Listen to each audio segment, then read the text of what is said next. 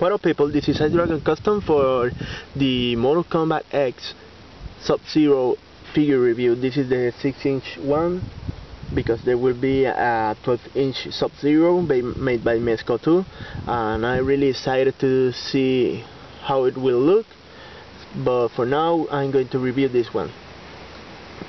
First off, the accessories. He comes with weapon grabbing hands, some loose hands for posing, and if you notice, this one have a peg hole. That's because the prototype used to have an ice ball, but now the variants exclusive like the Ice Clone and the Cryomancer will come with the ice ball, so you can use them on this Sub-Zero figure, and it is really a shame because it would have been nice that this figure comes with the ice ball. The hammer, which again, this is another letdown because the hammer is bigger than as big as the one of Shao Kahn, or with a longer shaft, because he grabs it with both hands, and as you can see, he's like here is like a little mallet. And his cryo blade, which looks like a 3 3/4 inch figure sword, because on this Sub-Zero it will look like a dagger. Now we'll be going with the sculpt and painting.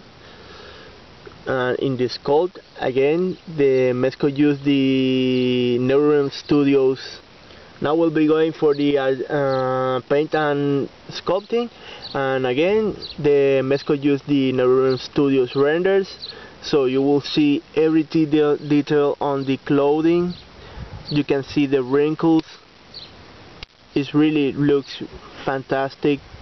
You can see the holes on the belts. The metal have metal texture, the leather have leather texture, and it looks really awesome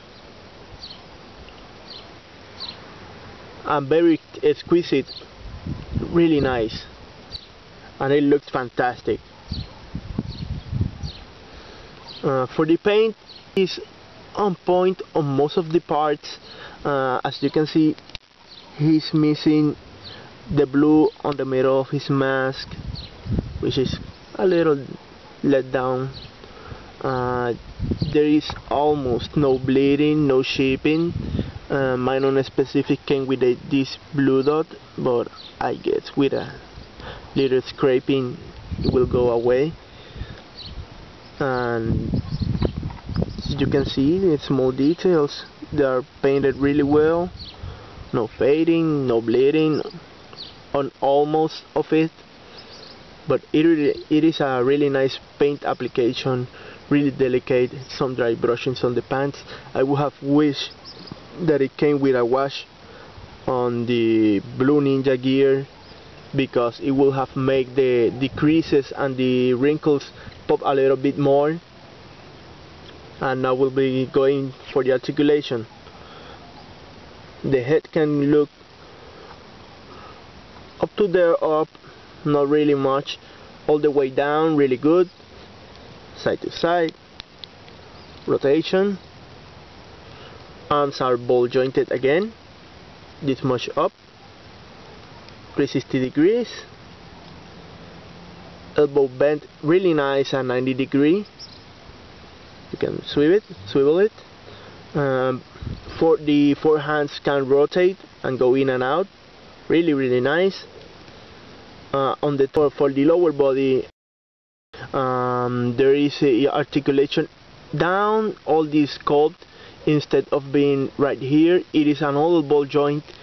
It rotates side to side, and it doesn't move really far back because of the sculpt, nor down, but it is really there. So if you want to mod it, go ahead and do it. Legs are on another ball joint.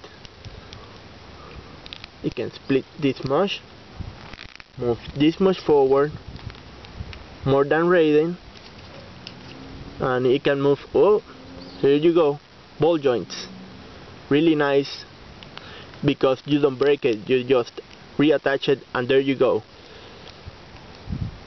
90 degrees on the knee. A rotation that it is more effective on this one than Raiden, but it's still useless. I wish they have double jointed knees. That will be way better for kicking poses. And for the ankle, you move this much back, this much forward, and the ankle pivot on this one is way better too than in Raiden. You can see that much and that much. Well, now I'm going to do a shot for comparison with all the 6-inch Sub-Zeros I own, and then we'll go for the weapons comparison. Here we have it with all the Sub-Zero figures, 6-inch scale. As you can see, he's like the second shortest, excuse me, compared with the MK9.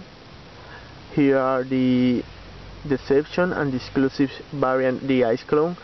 And for this San Diego Comic Con, there will become the Mezco Sub-Zero looking like this in translucent blue, but I hope it will have a better effect on him because the figure looks way too superior, like aside than this one that it is really primitive, really crappy.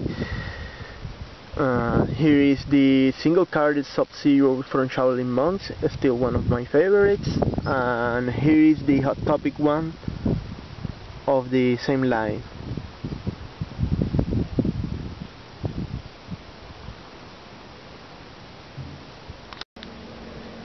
Here are all of the cryo blades, cryo weapons, or ice weapons, to say it more easily. This is the Deception Sub-Zero and the variant Ice Sword Cody blade. You can see it has some yellowing on it, maybe the time or maybe the quality of the plastic is really crappy. This one is the MK9 Sub-Zero. It is not translucent, it is molded in blue. It has sculpted and a white dry brush over it. It kinda looks okay, but it has the best size of all. And here are the Mezco ones, translucent blue with a pearlescent white and silver over it in dry brushing to make it glisten little way more better. Aesthetically they look way better than these ones, but the size, it is really my gripe. And I know production costs are high and stuff like that, but Scorpion have way more accessories than Sub-Zero and Raiden, and he still costs the same. So I don't see the excuse why the sword can't be like this long, and the mallet like the one from Jazzwares, Shao Kahn, long or at least big. So keep your collection growing, people, and see you next time.